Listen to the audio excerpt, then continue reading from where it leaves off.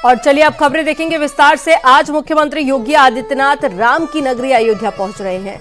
सुबह 11 बजे सीएम योगी महर्षि वाल्मीकि एयरपोर्ट पर पहुंचेंगे। इसके बाद में कार से हनुमानगढ़ी और साथ ही रामलला के दर्शन पूजन करने के लिए भी पहुंचेंगे।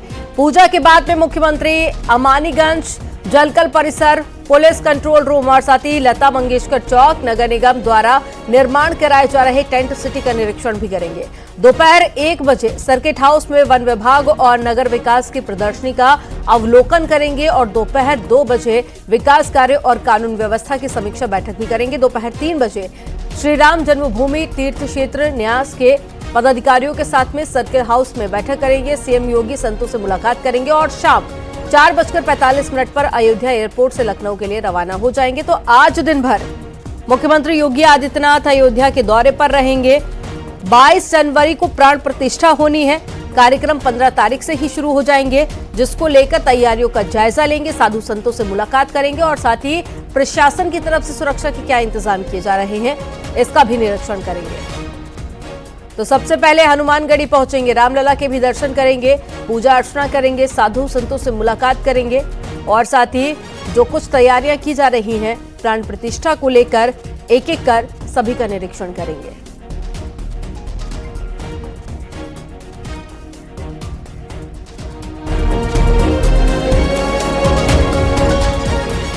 कल अयोध्या में बीजेपी की बड़ी बैठक होगी। रामलला की प्राण प्रतिष्ठा समारोह को लेकर बीजेपी की अयोध्या में ये बड़ी बैठक होने जा रही है। इस बैठक में राष्ट्रीय और प्रदेश पदाधिकारी शामिल होंगे। राष्ट्रीय महामंत्री संगठन BL संतोष, राष्ट्रीय महामंत्री सुनील बंसल, विनोद तावड़े, तरुण चुग के साथ में प्रदेश अध्यक्ष और साथ ही प्रदेश महामंत्री संगठन भी मौजूद रहेंगे।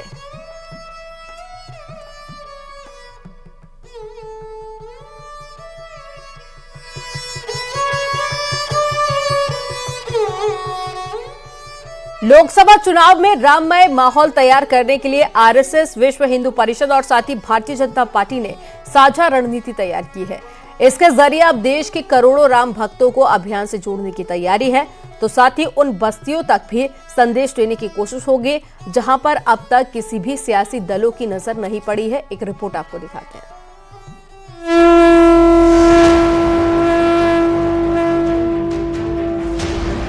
सियावर रामचंद्र की, सियावर रामचंद्र की, सियावर रामचंद्र की। लखनऊ से दिल्ली तक और राम मंदिर से लोकसभा चुनाव तक महामंथन से 24 का विजय अमृत निकल रहा है। भारत माता की, भारत माता की। आरएसएस, विश्व हिंदू परिषद और बीजेपी साथ साथ रणनीति तैयार कर रही है। यहाँ तक कि शहर शहर कलश यात्रा, अक्षत यात्रा और रथ यात्रा के जरिए राम भक्तों तक संदेश भेजा जा रहा है, जिससे लोकसभा चुनाव से पहले देश में राममय माहौल तैयार किया जा सके और उन 100 करोड़ सनातनियों को साधा जा सके, जिससे अब की बार 400 पार के नारे को साकार किया जा सके। आरएसएस और बीजेपी का साक्षा प्लान। 22 जनवरी को आध्यात्मिक कार्यक्रम होंगे। दलित और पिछड़े वर्ग की बस्तियों में कार्यक्रम। सामाजिक समरसता ही सर्वोपरि का संदेश देंगे। सबके राम का संकल्प दिलाया जा रहा है। जैन, बौद्ध समेत सभी संप्रदाय के लोगों को जोड़ रहे हैं। मुझे ऐसा लगता है कि जहां जहां हिंदू रहते हैं वहां वहां ये आयोजन होगा, पर अक्षत बांटना, लोगों को निमंत्रण करना के कार्यक्रम देखना है और मंदिरों में कार्यक्रम होना, यह तो 50 से अधिक देशों में होगा। यानी अब की बार राम के नाम चुनावी शंखनाद हो रहा है। पीएम मोदी खुद 22 जनवरी को विजयी उद्घोष करने वाले हैं। उससे पहले आरएसएस, विश्व हिंदू परिषद और बीजेपी तीनों एक साथ तैयारियों में जुटे हैं। आरएसएस और विश्व हिंदू परिषद के कार्यकर्ता मौजूद रहे, यानी कि ये समन्वय बैठक BL संतोष के नेतृत्व में आरएसएस, व्हीप और भाजपा की आयोजित हुई। इस बैठक में मंथन किया गया कि रामलला की प्राण प्रतिष्ठा के सहारे दलितों और पिछड़ों को साधने की रणनीति पर काम करना है और जिस दिन रामलला की प्राण प्रतिष्ठा समारोह होगा उस दिन दलित बस्तियों में, पिछड़ों की बस्तियों में कार्यक्रम आयोजित किए जाएंगे रामलला की प्राण प्रतिष्ठा से संबंधित। यानी जिस राम मंदिर के मुद्दे ने बीजेपी को फर्श से अर्श पर पहुंचाया, अब वही मुद्दा 24 में फिर से हिट होने वाला है और अब की बार 400 पार का नारा देकर बीजेपी एक बार फिर चुनावी संग्राम में उतरने जा रही है। हालांकि विपक्षी दलों का सियासी कांटा अब भी न्योते पर ही अटका है। बीजेपी के लोग ये कह रहे हैं कि जिसके पास निमंत्रण होगा वही आएगा। हमारा पक्ष ये है कि भगवान जब बुलाएंगे तो वो बीजेपी भी नहीं रोक पाएगी। और अगर आपका हमारा किसी का मन करे कि आज भगवान की इच्छा है हमें देखने की, तो क्या हमें कोई रोक पाएगा?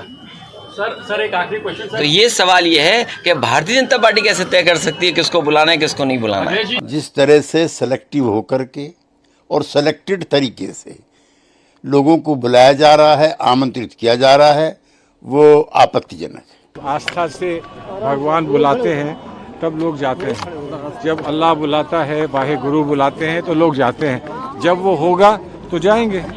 राम मंदिर से शुरू हुई इस चुनावी यात्रा में पीएम मोदी से लेकर बीजेपी के बड़े बड़े नेताओं की ताबड़तोड़ रैली भी होने वाली है। हिंदुत्व के फायर ब्रांड नेता योगी आदित्यनाथ एक बार फिर डिमांड में रहने वाले हैं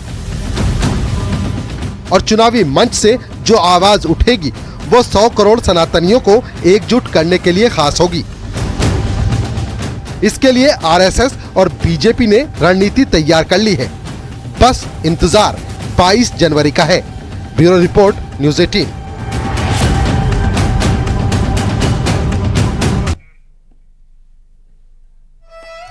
प्रभु राम के भजन की और साथी भवन की एक खूबसूरत तस्वीर आपको दिखाते हैं, जहां पर राम की ली गई इस तस्वीर को राम मंदिर ट्रस्ट क्षेत्र के